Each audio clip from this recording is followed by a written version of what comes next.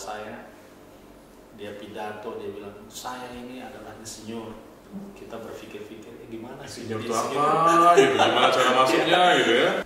Seksi sibuk tuh Bang. Seksi sibuk. Kalau di kepanitiaan pernikahan seksi sibuk aparatur sipil semua atau memang jauh dari kategori ini gitu.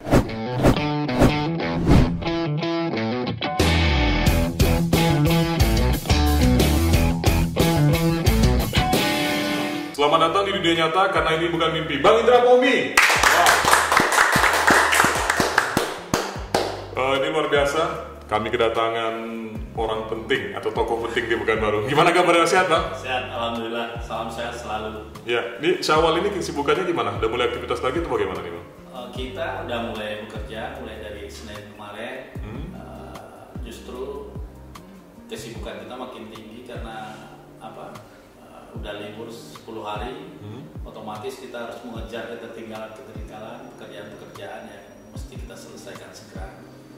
Nah, kalau masyarakat mungkin pengen tahu nih siapa salah satu orang yang cukup intens di pembangunan kawasan Tenayan, ya beliau nih salah satunya. Gimana nih Bang melihat perkembangan Tenayan di beberapa tahun terakhir ini Bang, dengan adanya pusat perkantoran yang menjadi lokomotif itu Bang? Luar biasa ya. Jadi kita melihat Tenayan itu memang sudah kita rencanakan, sudah direncanakan oleh pemerintah Kota Pekanbaru.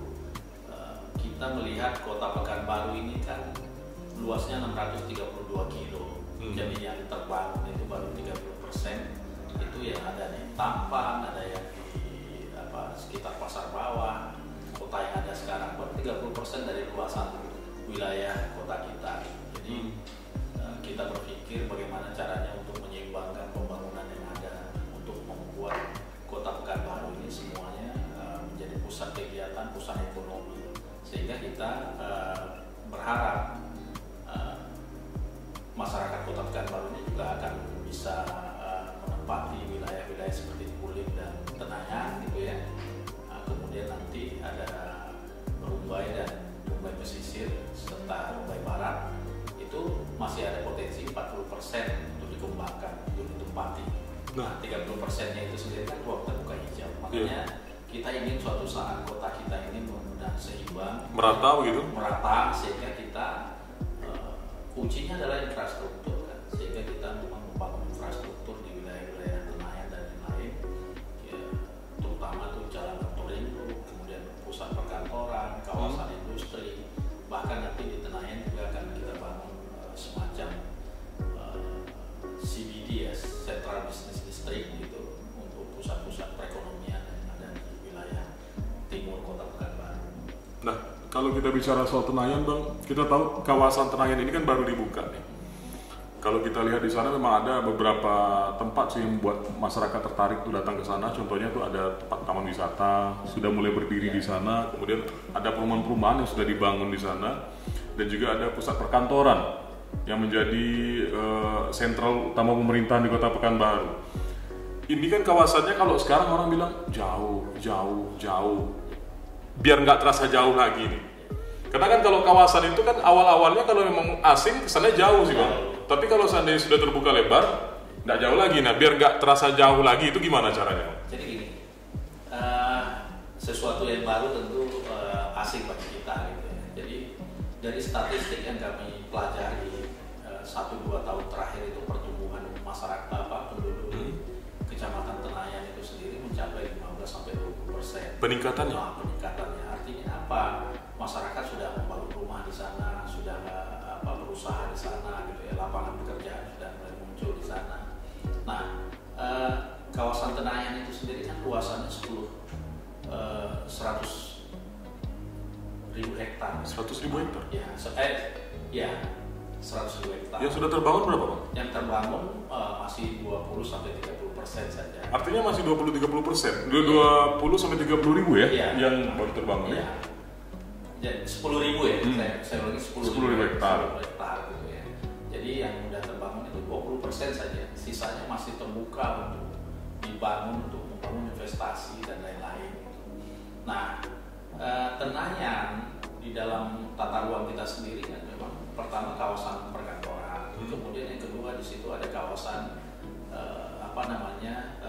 CBD yang saya sebutkan tadi, tempat mall. Karena Kota Pekanbaru ini menjadi salah satu pusat kegiatan nasional, ya, pusat kegiatan nasional. Artinya kegiatan-kegiatan di nasional itu bisa dilakukan di Pekanbaru, sehingga kita harus menyiapkan hotel, menyiapkan infrastruktur, menyiapkan transportasi, pertemuan, akomodasi dan lain-lain. Gitu. Nah, dari 10.000 hektar itu, 10.000 hektar itu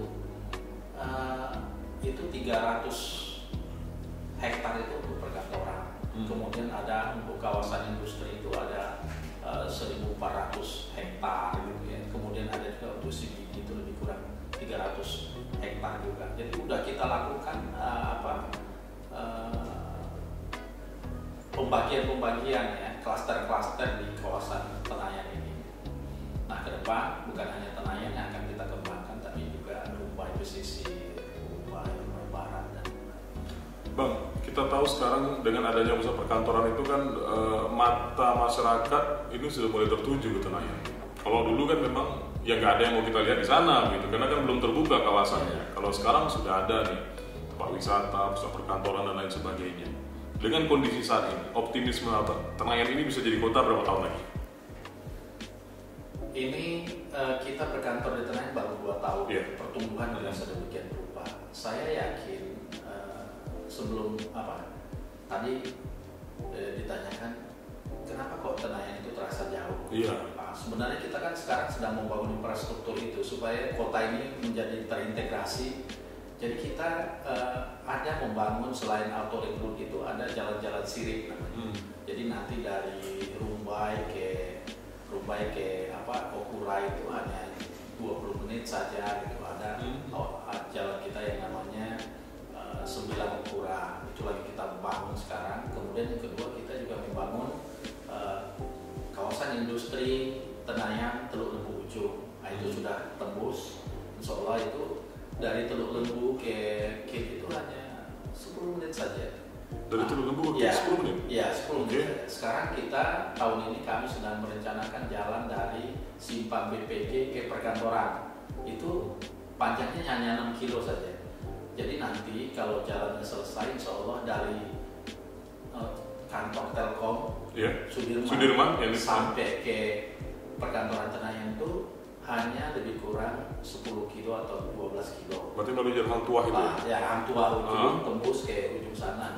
Itu nanti mungkin ditempuh dalam waktu 10 menit atau 15 menit. 10-15 menit? Sampai ke Tenayan.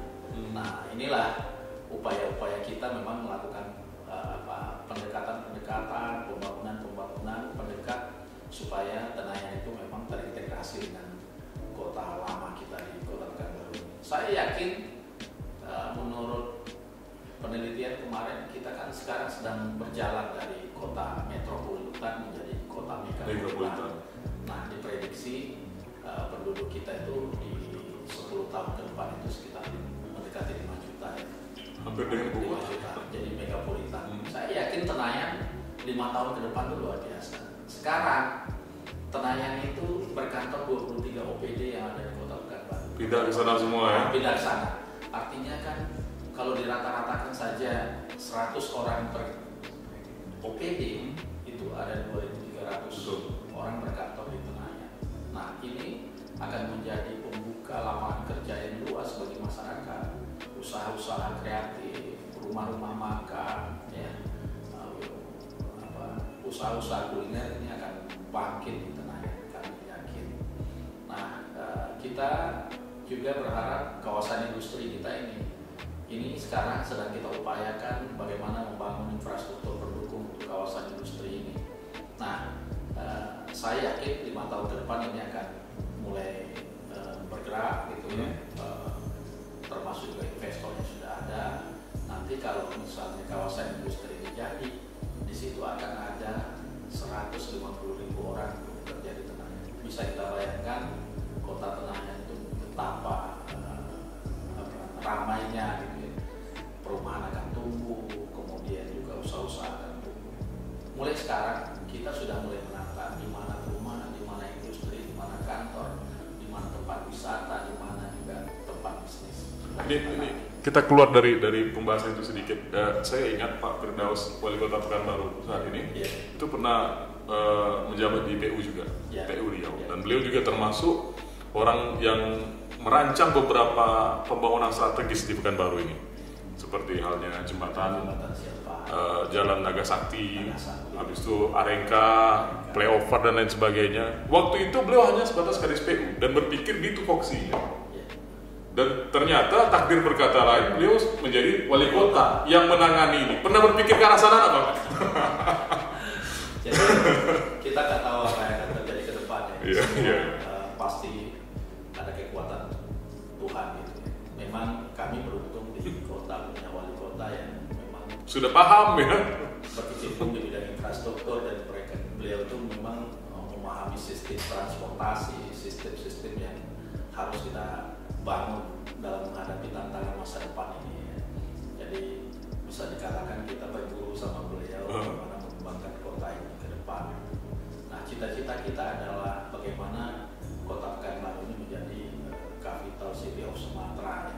Kota yang besar. Cita-citanya luar biasa ya. Ternyata memang disampaikan oleh Pak Presiden Jokowi gitu, bahwa Pekanbaru ini dari sisi pertumbuhan ekonomi juga di atas rata-rata nasional. Iya, benar Bang. Betul. 5 tahun berturut-turut menjadi kota sebagai tempat investasi terbaik di Indonesia gitu ya. Kemudian banyak lagi memang prestasi-prestasi yang diakui oleh negara kita ini terhadap Pekanbaru. Bang, itu ada kopi Bang, sambil kita minum dulu. Kalau cerita pembangunannya semangat kita. Jadi selain perkembangan yang cukup pesat, Pekanbaru juga sekarang ini menjadi tempat perputaran uang terbesar di luar Pulau Jawa. Iya. Artinya kalau uang banyak beredar di sini, ini kan secara ekonomi pertumbuhan kita bagus. Dan peluang-peluang pembangunan juga investasi menjadi lebih baik ke depannya. Gitu. Nah, Bang Indra Pomi, Bang dikenal sebagai Kepala Dinas PU, tidak hanya di Pekanbaru, di Kampar juga pernah menjabat di sana. Nah, sebelum Abang sampai ke titik ini, kalau boleh tahu Bang Indra Pomi ini lahir di mana, dan apa memang berasal dari keluarga yang aparatur sipil semua, atau memang jauh dari kategori ini gitu? Iya, saya waktu kecil itu nggak pernah berpikir mau jadi kepala dinas PU. Nggak pernah, Bang? Nggak pernah. Hanya saja saya kan lahir dari keluarga bisa dikatakan sederhana lah, tapi sederhananya itu masih mampu untuk menyekolahkan semua keluarga. Saya lahir dari 6 bersaudara ya. Jadi saya anak bungsu, kakak-kakak saya itu rata-rata jadi ASN, kemudian ada juga di militer gitu ya. Dan saya sendiri waktu kuliah SD, SMP itu memang berpindah-pindah ya, karena kondisi keluarga, pernah di Tanjung Pinang, pernah di Padang, pernah juga di tempat-tempat lain yang pernah kami tempatin. Cuma yang saya ingat adalah ketika kecil itu saya sebenarnya bercita-cita menjadi salah satu kepala staf apalah gitu. Artinya ada rencana mau militer Bang ya? Militer. Oke. Jadi saya membaca banyak sejarah pahlawan-pahlawan ya. Semangat patriotisme, kesatria itu saya pelajari dari buku-buku sejarah dan juga dari keluarga-keluarga. Jadi ibu saya adalah orang yang paling disiplin dan peduli terhadap pendidikan anak-anaknya. Sementara ayah saya adalah orang yang paling selain sebagai orang tua, beliau adalah sebagai teman diskusi. Beliau profesinya apa Bang? Ayah? Ayah saya di awal-awalnya di Angkatan Laut. Kemudian, oh, memang sudah ada basic keluarga militernya.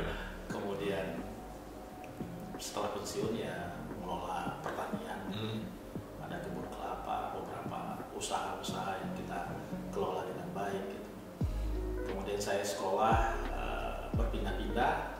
SMP saya pernah di Padang, kemudian saya STM ya, STM itu saya di Bukit Tinggi. Disitulah saya mengenal apa itu insinyur gitu ya. Ketika itu Pak Habibie itu datang ke sekolah saya, dia pidato, dia bilang saya ini adalah insinyur. Kita berpikir-pikir gimana sih jadi Itu insinyur? apa? Gitu, gimana cara masuknya gitu ya? Insinyur. Akhirnya saya kuliah di Fakultas Teknik ya. Dan saya aktif di organisasi dari kecil ya. Aktif di Pramuka, aktif di OSIS gitu ya. Saya bahkan pernah jadi ketua OSIS di setiap sekolah saya. Kemudian saya waktu kuliah itu aktif di Resmen Mahasiswa. Nah, Resmen Mahasiswa ini yang sangat banyak memang membentuk kepribadian saya. Gitu. Saya mulai belajar pendidikan dasar, kadar pelaksana, kemudian saya waktu itu hanya 2 orang ya dari Riau disekolahkan ke sekolah rudal untuk belajar ilmu kepemimpinan, terutama dalam hal bela negara. Dari situ saya tamat tahun 99 kuliah, saya coba tes pegawai negeri. Saya juga nggak begitu paham betul waktu itu sebenarnya Tugasnya pegawai negeri itu apa ya. gitu ya? Kemudian insya Allah zaman itu zaman reformasi, saya lulus terus gitu. Tes pertama lulus, tes psikolog lulus, kemudian masuk wawancara lulus, kemudian tes jasmani lulus gitu. Akhirnya saya diangkat jadi pegawai di Kabupaten Kampar. Bang, sebelum ke sana Bang, Abang bilang tadi Abang aktif berorganisasi di sekolah-sekolah dan bahkan mahasiswa. Ada 2 paradigma nih, kalau di tingkat SMP dan SMA itu memang bagus kalau kita aktif di organisasi. Ya. Karena jenjang pendidikan kita sudah terjadwal, 3 tahun selesai, 3 tahun selesai. Nah waktu kuliah, kacaunya mahasiswa itu justru di organisasi kadang-kadang. Abang ngalami tidak itu tuh? Mengalami saya. Jadi saya agak terlambat selesai yang saya sampai 6 tahun ya menyelesaikan sarjana teknik. Ada yang lucu, suatu kali ibu saya udah mulai khawatir ya. Ini kuliah apa enggak nih? Kuliah apa enggak? Iya. Suatu kali ibu saya bertanya ke saya, kamu sebenarnya mahasiswa teknik apa? Kamu sebenarnya fakultas teknik apa fakultas manual? Iya. Kenapa lebih aktif di menua Bang ya? Aktif manual. Saya sampai cuti 6 bulan, sekolah ke sekolah rudal, cuti 6 bulan, operasi ini gitu ya. Sehingga ibu saya tanya, kamu fakultas manual apa fakultas teknik? Saya bilang, Bu, insya Allah kalau saya tamat saya dapat kerja. Itu aja yang saya sampaikan ke ibu saya. Saya berpikir waktu itu saya bisa kerja di swasta atau mungkin bisa jadi kontraktor. Tapi Tuhan memang menjadwalkan saya itu mungkin untuk jadi pegawai negeri.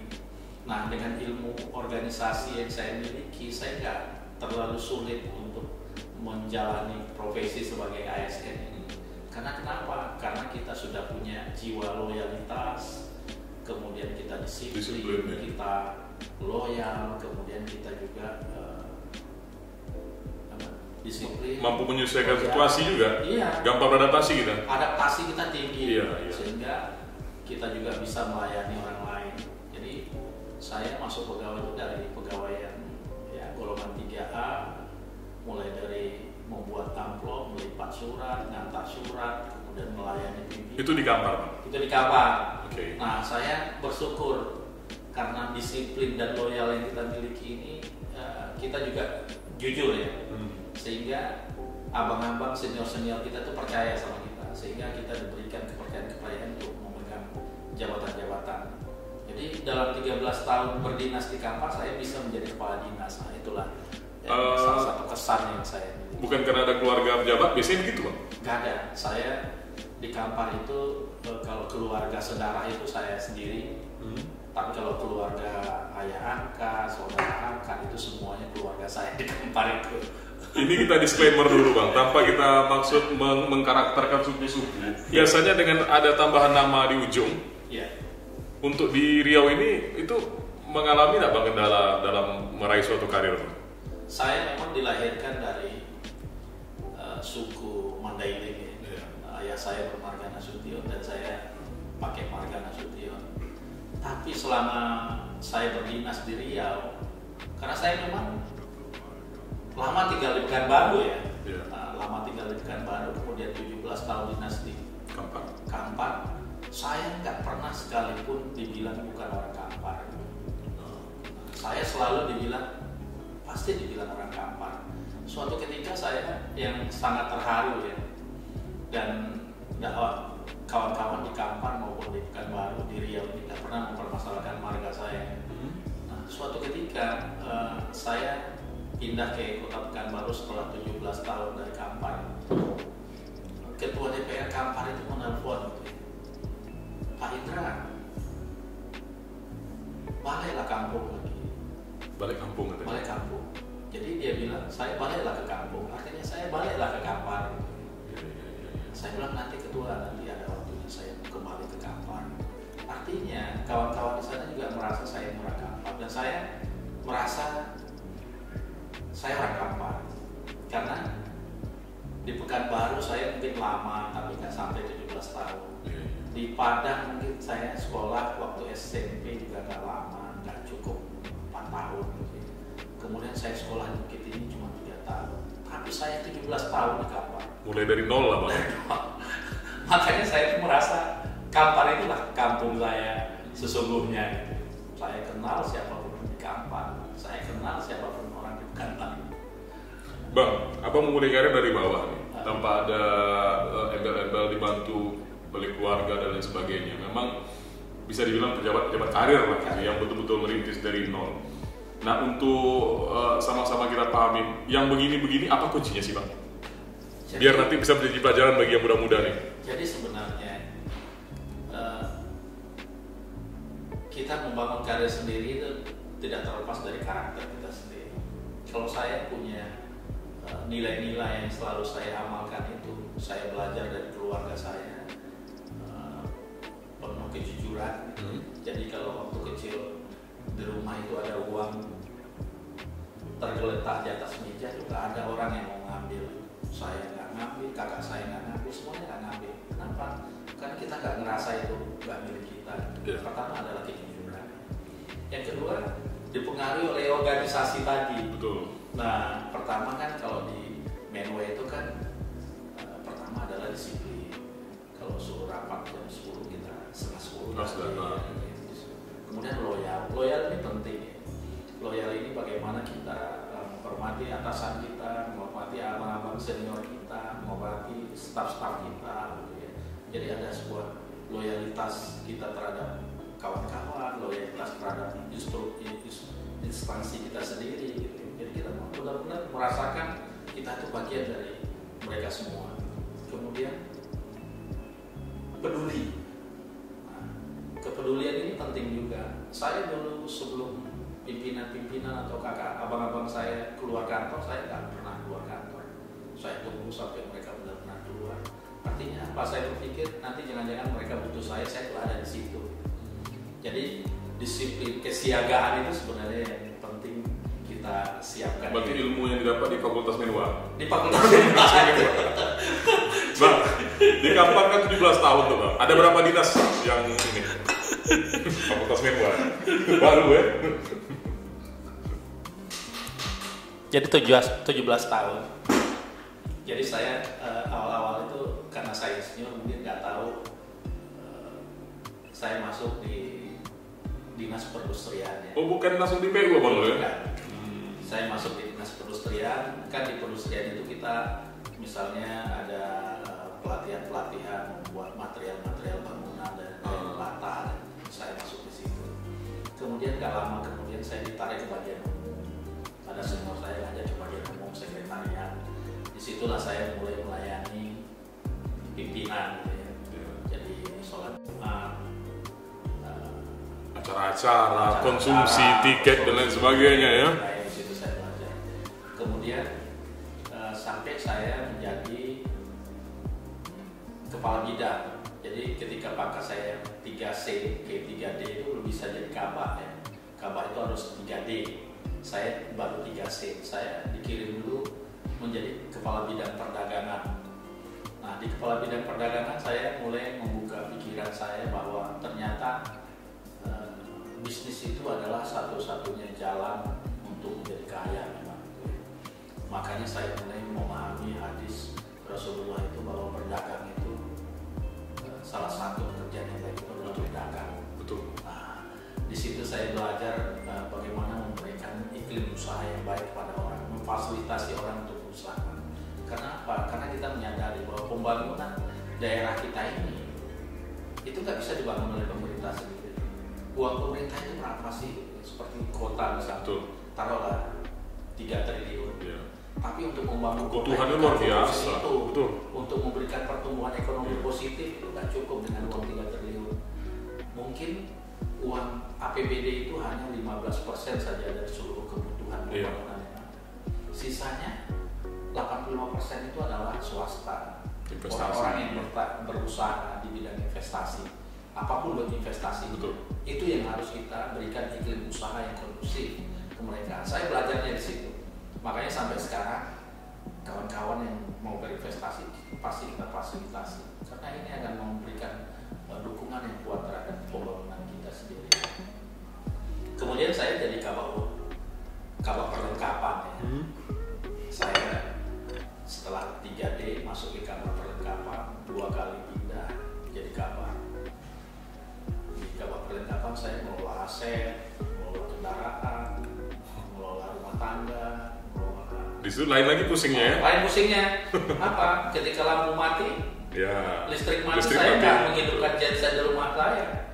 Saya ngidupin genset di balai bupati. Jadi kita selesaikan tugas kita dulu baru di rumah sendiri. Kalau sholat Jumat, kita nggak beresin sendal kita, tapi kita beresin sendal bos-bos kita dulu. Diamankan. Kemudian apapun kita tangani di situ. Permasalahan pemerintahan ya kita ikut mensupport untuk menyelesaikan. Seksi sibuk tuh. Seksi sibuk. Kalau di panitia pernikahan seksi sibuk.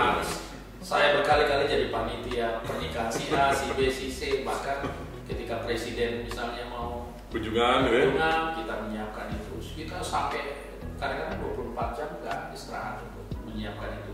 Jadi saya itu memimpin tim di perlengkapan itu untuk segala kemungkinan yang terjadi. Kunjungan presiden, kunjungan menteri, kunjungan DPR, semuanya kita siapkan.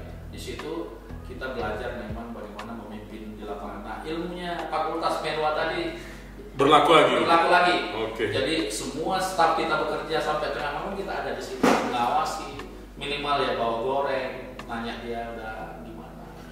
Kalau filosofinya di pernikahan, di acara pernikahan, seksi sibuk ini justru yang paling kacau ini. Untungnya cuma bisa makan sama lauk lebih, karena dia bebas akses masuk dapur gitu. Kalau acara kacau dia yang dimaki-maki. Kita yang dimaki. Tapi kalau acara berhasil ketua panitia yang dipuji. Selalu. Tapi kita melakukan ini dengan ikhlas ya, karena kita paham pimpinan yang di atas itu pasti tahu siapa yang bekerja. Jadi kita nggak perlu nama, nggak perlu kita jalan. Suatu kali ketika saya jadi kabak, udah 2 kali mutasi jadi kabak perlengkapan, waktu itu kosong jabatan kepala dinas Cipta Karya.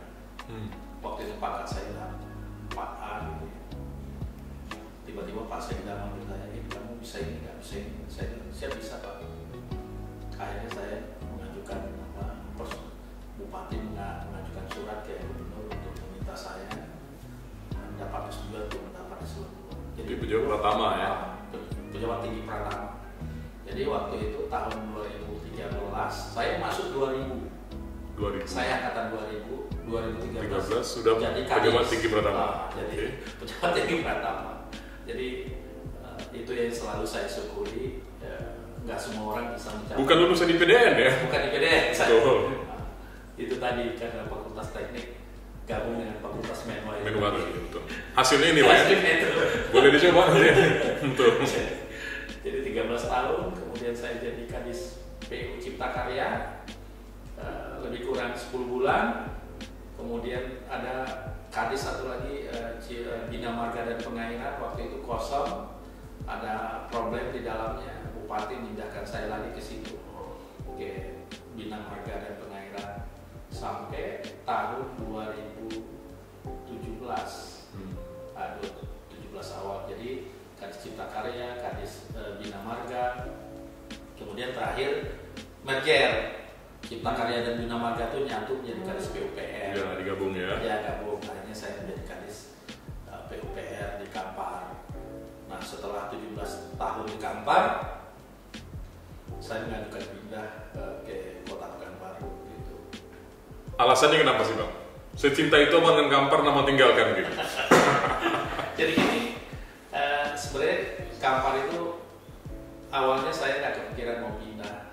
Jadi cuman waktu itu ada bupati baru dilantik gitu ya, mungkin beliau juga punya kabinetnya kan, mereka dudukkan Bersih-bersih lah ya. Bersih-bersih. Padahal kita udah menyampaikan bahwa Pak, saya sebagai staf itu tugas saya adalah memberikan dukungan kepada Bapak berkaitan dengan administrasi, kemudian kinerja, kemudian memberikan dukungan keamanan, termasuk memberikan dukungan materi dan lain-lain. Tapi yang namanya tim baru masuk gitu kan, kita juga menyadari kita nggak boleh ngotot harus dulu di situ. Tiba-tiba saya sampaikan, Pak, Bapak kalau misalnya punya keinginan untuk mengganti saya siap kok. Jadi ibarat orang pindah kantor baru, misalnya gini, barang yang dipindahkan ini nggak selalu harus salah Bang. Yeah. Kadang-kadang nggak enak ditengok mata, yeah. Ya kita pindahkan gitu. Yeah. Mungkin waktu saya di ruangan ini, oh ini cocok di sini, cocok di sini. Nanti ketika si Iqbal mungkin tiba-tiba di sini, ini nggak cocok nih, dipindahin aja, ganti sama apa gitu. Gitu-gitu aja sih dinamikanya. Bisa ya. Begitu. Tidak berarti salah gitu. Waktu itu Bupati menyampaikan ke saya, kamu tetap di situ aja. Cuma saya udah terinspirasi dengan salah satu kawan saya juga. Waktu itu sekarang jadi pejabat di provinsi, Pak Indra yakin saya kalau pindah kemana aja tetap bisa bekerja kok Pak. Kalau satu sendiri, saya pikir benar juga, karena anak saya udah sekolah di Pekanbaru kan, 17 tahun waktu itu. Kemudian saya pensiun 17 tahun lagi, ya udah itu pasti waktunya saya pindah ke kota. Sampai di kota saya ikut asesmen lagi, dan Pak Wali Kota memang memberi kepercayaan dan amanah kepada saya untuk memimpin PUPR lagi. Di kota dinamika lebih tinggi dibanding di kabupaten. Kabupaten di daerah kita memang 24 jam standby, ya, memikirkan banjir, memikirkan macet, jalan berlubang. Itu yang setiap hari memang menjadi pemikiran kita, gimana caranya memberikan pelayanan yang baik kepada masyarakat. Kepuasan tertinggi yang Abang rasakan sebagai seorang ASN, kalau apa gitu? Jadi misalnya begini ya, saya pernah merasa puas itu ketika jalan nasional putus. Okay. Jalan nasional putus, semua mobil macet, nggak lewat gitu ya. Semua pejabat dari atas meninjau kenapa begini begitu. Waktu itu saya berkoordinasi dengan kawan-kawan yang punya kewenangan BWS, PJM, ya, pelaksana jalan nasional dan lain-lain. Saya koordinasi, saya pastikan bahwa ini 1 kali 24 jam jalannya akan tersambung, bisa kita lewati. Nah, saya bilang gitu. Saya koordinasi saja, akhirnya memang 1 kali 24 jam jalannya bisa nyambung. Nah, saya bersyukur di situ banyak orang yang memberi apresiasi gitu ya. Nah, biasanya hal-hal yang dibutuhkan oleh masyarakat ya, kita bisa menanganinya, itu adalah sebuah kepuasan bagi kita. Ini ilmu fakultas manual lagi nih. Keberhasilannya ketika berhasil menjalankan tugas gitu Pak ya. Tugas tuntas, hati puas gitu ya. Jadi kadang-kadang kita setelah melaksanakan tugas itu berlinang air mata gitu. Bahwa kita, ya Allah, kita bisa hadir di tengah-tengah masyarakat kita yang membutuhkan kita sendiri. Oke, Bang Indra Bomi, terima kasih sudah berbagi cerita di podcast Bukan Mimpi. Sukses terus Bang. Ini seperti biasanya di segmen terakhir ini kan judulnya Bukan Mimpi nih Bang. Setiap bintang tamu kami tanyakan pertanyaan ini. Kalau seandainya sekarang Abang dikasih kesempatan untuk bermimpi dan mimpi ini terwujud, apa yang hal yang paling Abang inginkan?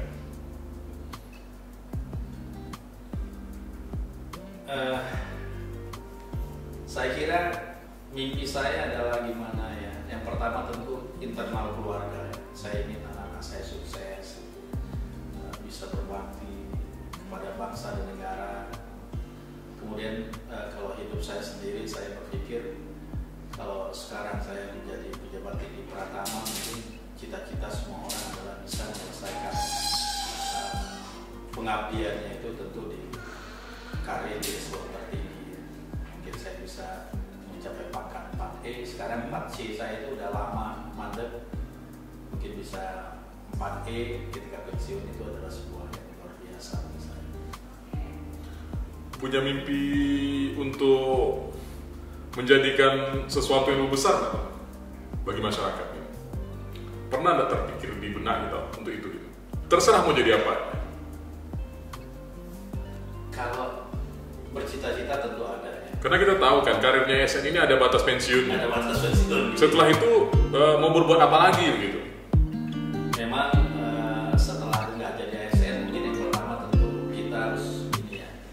Saya ingin mengelola usaha-usaha keluarga gitu kan. Kemudian kalau dari sisi politik mungkin ya, kalau diinginkan orang apa yang kita kerjakan selama ini untuk membuat tugas-tugas baru di luar ASN, mungkin kita siap. Artinya tidak akan berhenti berkarya. Bang. Oh enggak, berarti kita akan terus melihat bagaimana masyarakat kita ini mendapatkan kehidupan yang lebih baik gitu ya. Ingin melihat Pekanbaru itu menjadi kota yang gemerlap, megapolitan gitu ya. Itu pasti menjadi cita-cita kita. Jadi semua yang kita lakukan ini adalah upaya kita untuk meningkatkan kehidupan masyarakat kita sendiri. Apa percaya nggak semua yang Abang jalani bukan suatu kebetulan? Mulai dari awal proses Abang meniti karir di sekolah sampai saat ini bukan sebuah kebetulan. Bukan sudah. Memang itu sudah direncanakan dan juga kita doa ibu kita. Siapa orang yang paling Abang cintai, Bang? Ibu saya. Oke, selamat datang di dunia nyata, karena ini bukan mimpi. Bang Dapomi.